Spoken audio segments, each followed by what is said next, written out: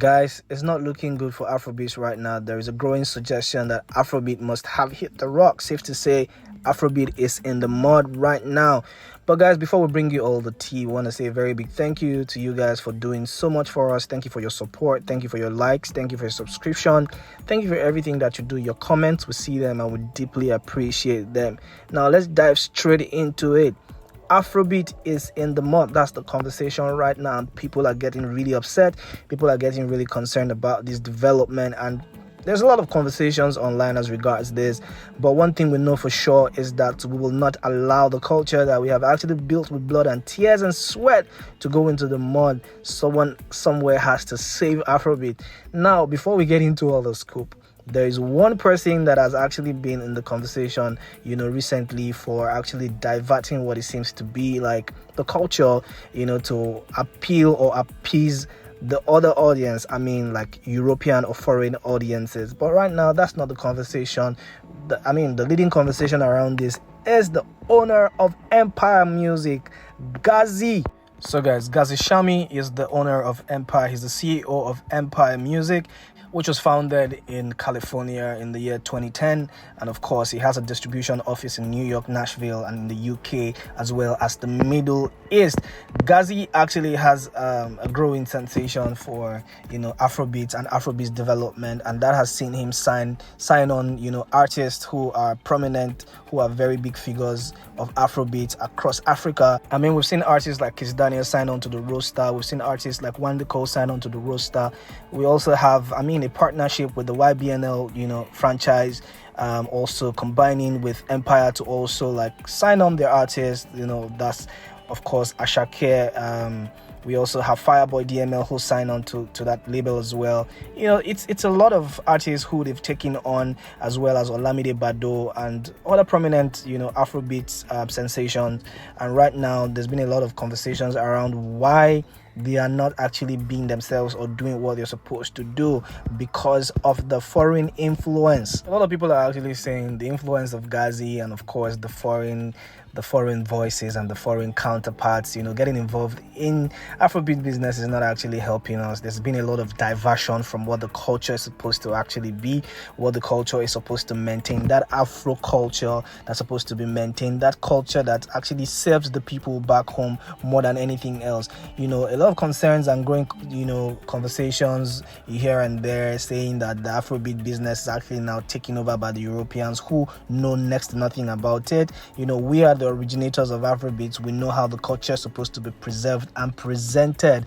But for us here, we are not actually trying to tie ourselves around that conversation because it's almost like a technical conversation because Empire has a business to run, and then they've been able to discover that this is a growing industry, and this is something they can tap into. Of course, see how they're able to push investments around it and see all these Afrobeat stars actually grow bigger than even their locality. And we think it's a beautiful thing to see and a beautiful investment. However, people are actually complaining that these artists signed onto this roster is actually more like a slave deal, like they're losing themselves. Case in point will be CKay. Take a look at the Lungu Boy project, for example. The Lungu Boy project came out and a lot of people have had different things to say.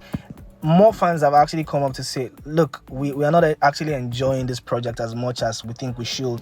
CKay actually diverted from the CKay that we knew, from the Mr. Money with the Vibe to his second project, and now the Stud Lungu Boy project is sounding more like something that even appeases to the foreign investors or to the foreigners more than the Afrobeats consumers. The homegrown listeners who actually have developed or helped to develop CKay into what he is, and they're not very excited. They're not very happy with this development. They think that more freedom needs to be given to these Afrobeat stars to be able to shine and to think out strategies for themselves, strategies that actually work for the home soil.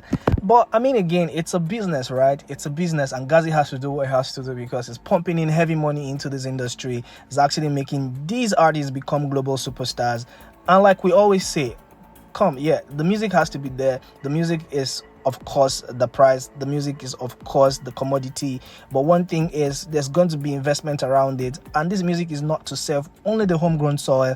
This music has to travel all over the world, and this is why the business has to grow further than the homegrown soil or to just simply appease the home listeners. Look, Lungu Boy, for example, had different collaborations here. He had, for example, Lord Miller, who is Latino, and of course the Latino market, have actually now embraced the whole project to see, oh yeah, we have our own person, being on an Ashake project. It just gives them that sense of belonging to say, yeah, we're not forgotten. Yeah, we know Afrobeat is the raving sensation. We also want to be part of this. And then it's a very, very beautiful thing to see. Right now, it looks like people are not excited about that. We had Stormzy and Central C on that project, who are of course UK hardcore artists, and people are actually complaining, and I wonder why. Because listen, at the end of the day, the music has to travel far, yeah, and Ashake is just doing the right thing. Yes, they're experimenting, yes, they're trying out different things, and one thing I will always say is Ashake will not be that same artist that came up with Mr. Money with the Vibe. He also has to evolve as a person. He also has a team that has, to make decisions for him. Now listen, making music is not just about you. Making music is about every other thing that has to do with teamwork, and of course, making decisions or allowing people's decision to actually override yours if it does make sense. But people are not having it. There's this guy who's come up online, and just started to tear the whole, empire music down, to say these guys are enslaving these artists. These artists are not truly being themselves. There's just a lot of back and forth around this, but we don't know how true this is. But that's why we leave you to have the conversation. Do you think that Afrobeats is actually in the mud? Do you think that African artists signed on to Empire, for example, are having the time of their lives, or they're actually trying to just be themselves, or just, tend to, European audiences and not even cater for the homegrown soil? Let us know what you think about that. Do you think that Afrobeat needs freedom of, for lack of a better way to say it, expression to fully express themselves, or it is still okay to have that foreign investment around them and to have that foreign involvement and to actually spread the Afrobeat message across the world? Let us know what you think in this comment section. I will be right here to respond to every one of them. Now, moving on, there's one person in the news that is not... in fact, when I saw this, I was actually really, really downcast, because I was like, oh my God, is there ever any day we'll go on with, saying the news or bringing the news to you that we'll not hear anything negative about this guy? It's Davido in the news, and Davido has been accused of slapping a fan. Now, I watched the video and I saw it. It looks a little bit here and there, but whatever it is, Davido is not allowing any of the nonsenses that have actually gone online for a couple of weeks, months now, to actually affect him. He's actually putting a guard on himself, and I want to say rightly so, because every time there's a conversation about Davido, it's always been very negative stuff, and right now he's just putting a guard on himself, like I said earlier. So this guy actually is trying to take a picture with him or make a video with him at the airport, and Davido, just shoves him to the side, just kind of hits him and say, yo guy, please, I'm not out for this right now. And the guy has come online to accuse him of actually slapping him. I didn't see it as a slap anyways, but guys, the video is here. Let us know what you think. Do you think that this actually warrants the guy coming online to say different things about Davido? 30BG fans are not happy about this, but other fans of other artists are lashing on this and actually just latching on it to say, listen guys, Davido is just one arrogant person. Davido is not the kind of person you want to actually move freely around. He's this kind of person. I don't think so myself, because Davido has actually been very accommodating, has actually had people come around him. He's given access to a lot of people, unimaginable people. Case in point would be Portable, for example, who obviously abused that privilege. And recently, DJ Chicken actually trying to warm up to him, and he said, no, I'm not having that. So, do you think it's Davido just putting a guard on himself, or Davido is just trying to be arrogant right now? He doesn't even want people around him. Let us know what you think in the comment section. But what I think is Davido just trying to put a guard around himself, not to actually be embarrassed by anybody. And I think that's a pretty decent thing to do. Now, one person that has a never say die, never say die attitude is CKay. CKay, with over 9.4 million listeners on Spotify, has actually come up again. And now this time his song is trending again. His song with Bado Wahala is trending in Arabia, Saudi Arabia. Saudi Arabians on TikTok are actually going bonkers with this sound right now. Remember, CKay has actually a knack for actually just coming up at very odd times. Remember the whole euphoria with the Love One-Titty. Love One-Titty has been released several years ago, and all of a sudden just remerged and then just took over the world. Love Quantity was played at the Met Gala. He was actually played and just featured in a lot of very, very prominent places, and that has actually seen him get multiple platinum certifications for that record. Right now, Wahala is trending again on TikTok, and South Arabians are not actually having it easy. They are going crazy on TikTok. This sound is actually going freaking viral right now, and Bado is on it. Are we trying to see something fresh coming from CKay? Is this actually originated? Is this something that is actually mechanical, or something that is actually just very organic? We don't know what that is, but we know that CKay is cooking right now with Wahala, who he had that collaboration with, Bado, and then that thing is actually causing a crazy sensation on the internet right now.